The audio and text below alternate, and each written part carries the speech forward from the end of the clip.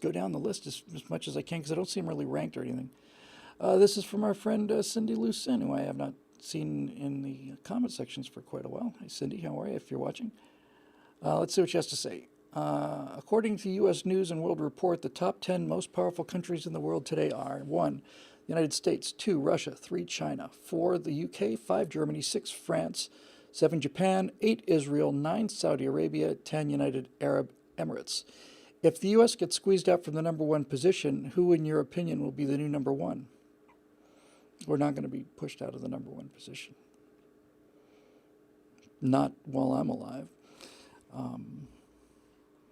It's just not going to happen.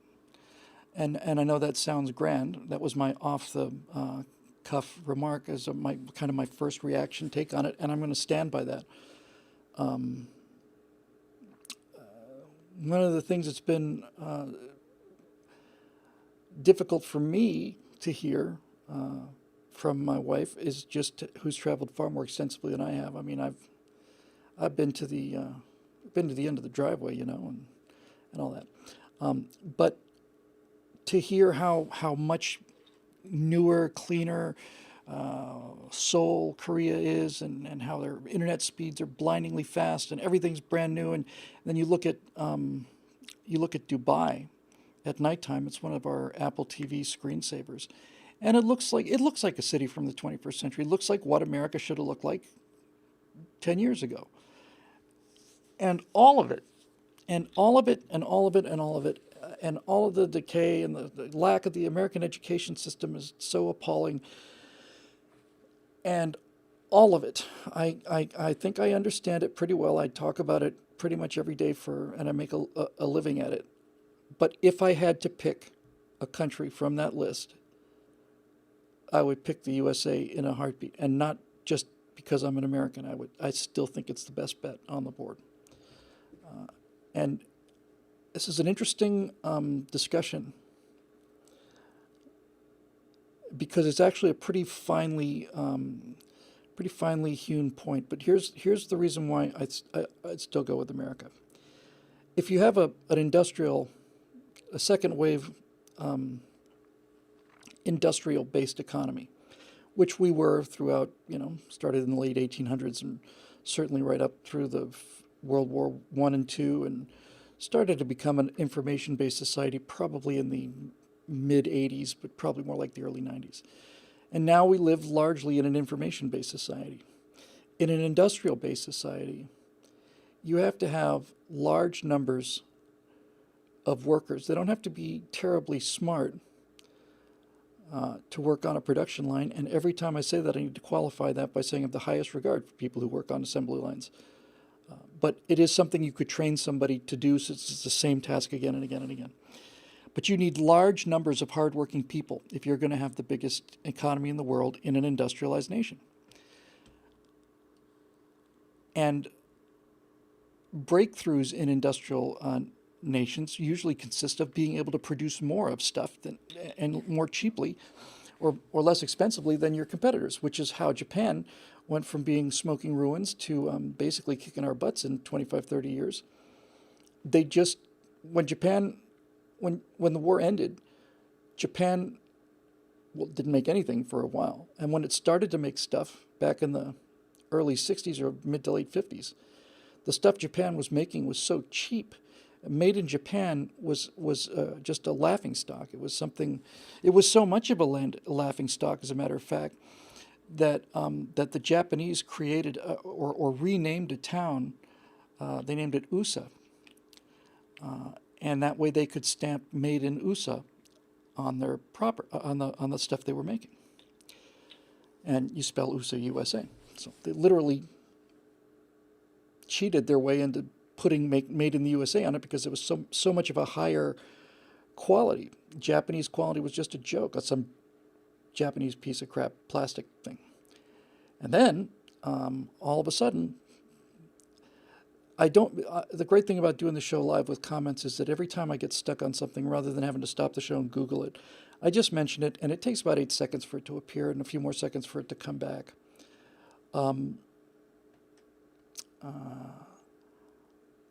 But there is an American he was a efficiency expert, and he was widely, almost universally rejected in America. But the Japanese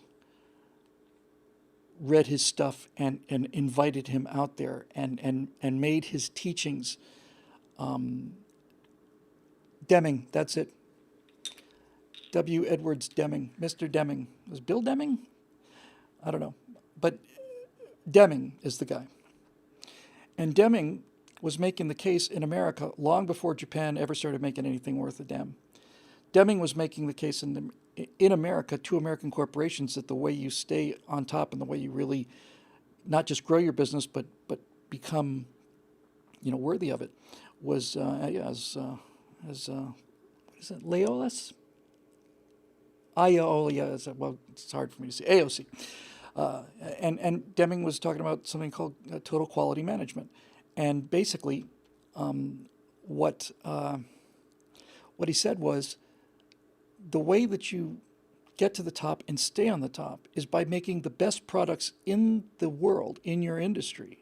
And you never stop innovating, and you never stop making the best products in the world, and you never, ever, ever stop and say, hey, well, we're the leaders now. We can slow down. We can relax a little bit. We don't have to, the quality, everybody's going to buy a Cadillac. Doesn't matter if the doors don't close.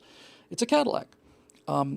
So Deming was preaching this in America. Nobody listened to him. And then he went to Japan, and they listened to him. In fact, it became essentially almost a religion for them. And the Japanese manufacturing just basically went to total quality management. Everything we make is going to be excellent, and it's going to be extremely well made, and it's going to be inexpensive, and it's going to be the best product on the market. And I watched it happen. I watched the oil embargo in 72, 73, I guess, or 73, 74, something like that. And I watched American cars, these gigantic, huge pieces of junk that just kept on going. They kept on making the Mercury Marquis station wagon. And Japan is starting to make these little sports cars. I remember the first time I saw was it a Toyota Supra? The Supra? Was that Datsun before they became Nissan? Anyway, first time I saw the Supra, a little Japanese sports car, I thought, man, they're really getting there. So anyway, back to the question about all these nations and stuff. I would take America, and the reason I would take America is there is without question. It's not the 240Z. I love the 240Z, but yeah. Anyway,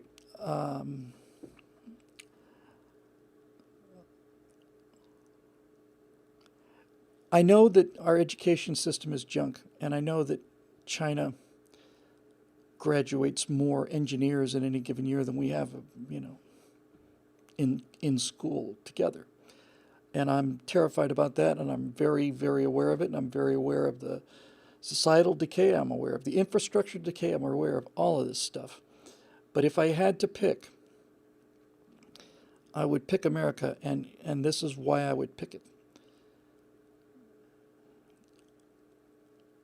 I remember when I was writing the script for Aurora, the Voyage to Jupiter movie, and I was outlining the second one, which was going to be called Ice Station Series, and it was about a space battle, absolutely accurate, as accurate as it could be made given whatever we understand about science today. And I was going to have the space battle with the Chinese, and I had a line in there, and the line was one of these guys who worked at Aurora Aerospace said to the boss, he said, Sam, you can't go to war with China. You can't go to war with China. And he said, he said, we got 300 people here. They have billions of people. You can't do it. And he said, well, they don't have billions up there. Up there, they got 20. We got 20. And our 20 is better than theirs is. Ayoyas. Sorry about that. Ayoyas. I'll try and get that right, but I'll probably forget it. Anyway, sorry about that, Ayoyas. Ayoyas Coke. And so this is what I'm getting at. If you look at just, it's not just wishful thinking. Just look at the world and look at what people are buying. What is selling, you know? iPhones sell. Samsungs are made in Korea, but they're basically took the device was invented in by Apple, and then other people went out and made great copies of it, and Facebook and Google and SpaceX and I don't see any. The same thing for movies. I don't see Chinese movies with American subtitles or English subtitles. I don't see it. I don't hear Chinese music, Russian music, German music. I don't hear it anywhere. And when I look at people around the world today, and I'm talking about anywhere in the world, from Moscow, from Red Square to jungles in New Guinea, what I see is people wearing shirts that are in English and are either American corporation or an American sports team. And that is not based on numbers. It's not based on quantity. If we were talking about manufacturing stuff, our workforce compared to the Chinese workforce would be over a long time ago.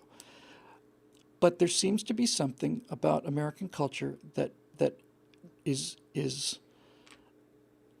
driven by innovation, and despite all of the stuff that the government has done with taxes and regulations and stuff, this still is a place where you can start a business for $400 or $500. And I'm sure I told this before, but once I went out to see, there's a props company here in LA, out in the valley,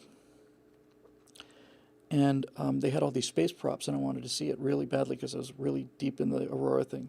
And one of the things they had was they had a full-scale, photorealistic working interior of the space shuttle. Every single button was labeled correctly, and it all worked. And I went out to this place, and it was just in one of those little industrial parks. Just that idea of an industrial park, I don't think I see much anywhere. And as we were walking back out, I looked to the right, and in a little room the size of a closet, it was probably the smallest room you could rent in that building. I walked past the stuff, and I saw this beautiful, beautiful anodized aluminum tubing and just beautifully machined stuff, really well made. And I just stuck my head in the door and I said, "Hey, guys, sorry to bother you. This stuff is really, really well made." "Oh, thanks, man. What are you guys doing in here?" And the guy said, "Oh, we're working on, we're making civilian rebreathers for the scuba market." So what now? "Yeah, we used to be Navy divers, and we understand how they work pretty well, so we just decided to open up our own business and start making them." And there you go. And it's not even a question of. It's certainly intelligence, and it is hard work. And the Chinese are hardworking and intelligent, and so are the Russians, when properly motivated. But there seems to me, continues to be, an ingredient missing from those cultures and all of the other cultures that they put on that list. There's something missing. Or, if you want to put it the other way, we have something that they don't. Went for a beautiful long walk with my wife last night. We were walking around the neighborhood for almost 3 hours, 2.5, something like that. Talked about all kinds of things.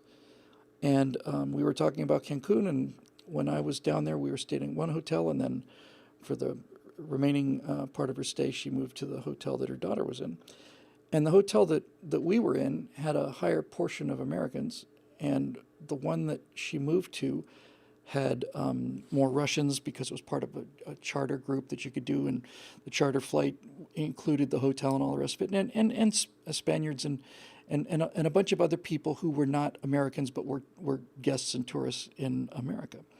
I'm sorry, in Cancun. And Natasha was telling me last night, she said it just was different. There just wasn't that spark that you had back at the American hotel. People didn't come up. People didn't just say, "Hey, that's a really nice dress," and people didn't say, "How you doing?" They just that kind of friendliness and that looseness wasn't there, and And that's, I don't think that's it, but I think that's the bottle that it comes in. And Roughriders here, name I haven't heard before, but that's a great name. Good to see you. Writes that China innovates using $380 billion yearly of stolen American intellectual property. That's it. That's it. Exactly right. And so let me just wrap up this question with something if I don't know more about, I'm certainly a little more excited about. You look at China, and China's growing, and you look at all of their new ships and their military, and they're all brand new, and they're just made yesterday, and they have is it a class 52, I want to say, 52 destroyer, 52A, something, it's just off of memory. It's essentially the equivalent to our Aegis class, I'm sorry, our Arleigh Burke class destroyers, which are, I think, the finest ships on the ocean. And you look at these ships and you see, oh, they're brand new and they're building so many of them, and they've got a carrier and they got more carriers, and you see the Chinese stealth jet, and you see them doing carrier operations, and the whole country's just beaming with pride because they got a carrier just like the Americans do. And in a way, it's the same kind of Potemkin Village that Russia had. And by the way, most everybody knows what a Potemkin Village is. It's a storefront that's put up. It's a fake building. It's a fake town, and the idea was that he did it to impress. Was it Catherine the Great? And she went down the Volga, and he put all these things up there that make it look like there were these beautiful towns, but they were just flats, basically. Apparently, anyway, that's not true. They were the Potemkin Village. There was no such thing as fake villages. That's what I read anyway. But the Russians, and I'll be talking about this in my upcoming series. The Russians were playing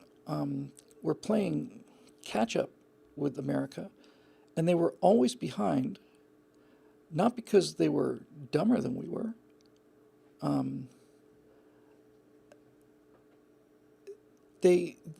In fact, one of the reasons they stayed as close as they did was because we spent 3% of our budget on defense, and they spent 24% or something.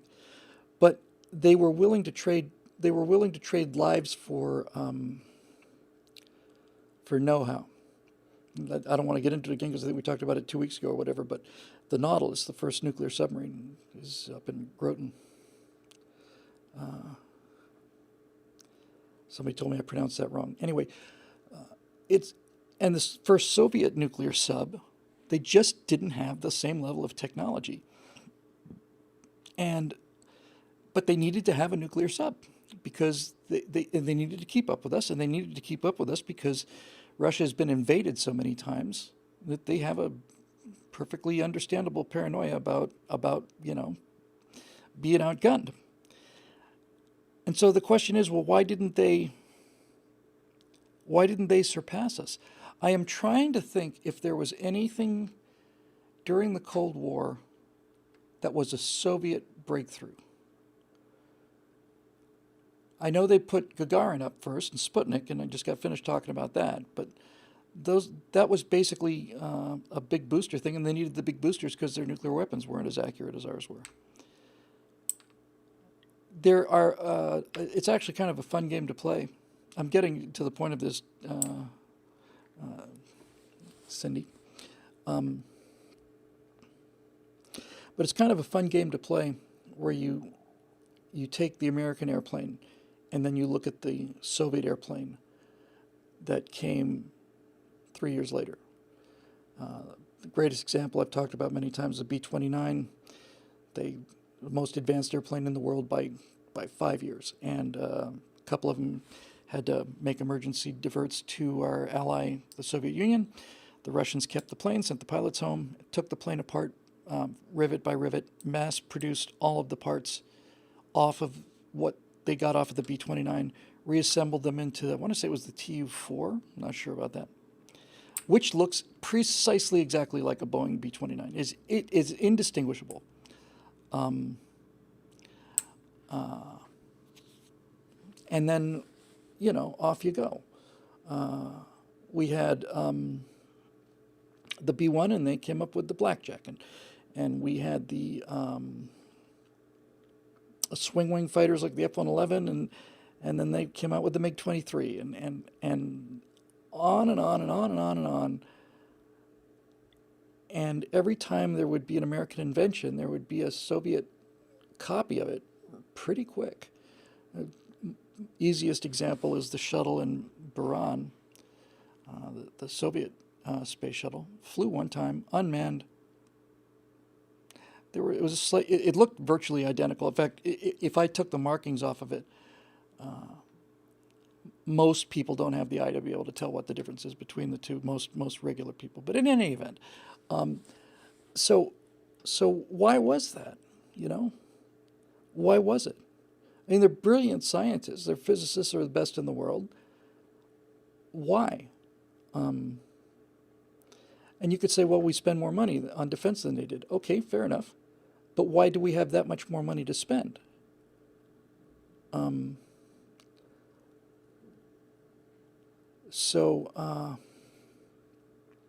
see this again with China. I see the exact same thing. China has an aircraft carrier because we have an aircraft carrier. And China has stealth jets because we have stealth jets. But our stealth jets work. They actually work. Cost enough, but they actually work. Foghorn here, a regular in the Stratosphere Lounge, and also in the Aurora Republic, where he is the Secretary of Defense, I might point out, is constantly talking about, and not in a classified secrets kind of way, but just in a general way, how just the software updates to the F-16, which I want to say first flew in 1972, is right around there. Maybe a little later even. But anyway, that it's not even the same jet, just the software updates. But the F-22 and the F-35, they're game changers. And when you see the Chinese trot out there, was it J-20, I guess, or J-50 for their stealth plane? It looks like a stealth plane. It's damn near half again bigger than the F-22. And it doesn't appear to be stealthy. It just looks stealthy. It's kind of like a cargo cult. So the only thing I think that really actually happens is we have the ability to innovate because we have the fluidity, the ability to exchange ideas back and forth. We have legal protection for those ideas. That's important too. In other words, if I come up with something really groundbreaking in America, I can put a patent on it, and I can make some money and continue to work on it. If I do that in a totalitarian country, it just simply gets taken away. So anyway, while I certainly would agree that the American average is plummeting, nevertheless, I don't think it's a matter of numbers anymore. I think it's a matter of innovation. I think the entire electronic age, video games, all of it is a matter of innovation. And innovation, to me, and I'm just trying to take an objective look at it, to me, innovation is not only an American quality, it strikes me as a pretty much universally, exclusively American quality. I have a lot of things that are made in China, but I don't have anything that was designed in China that I'm aware of, or Russia, or anything, you know. I don't have any French items. I just don't have any. So anyway, and that and the pop culture and all the rest of it, I'm sticking with the USA. Okay, moving on.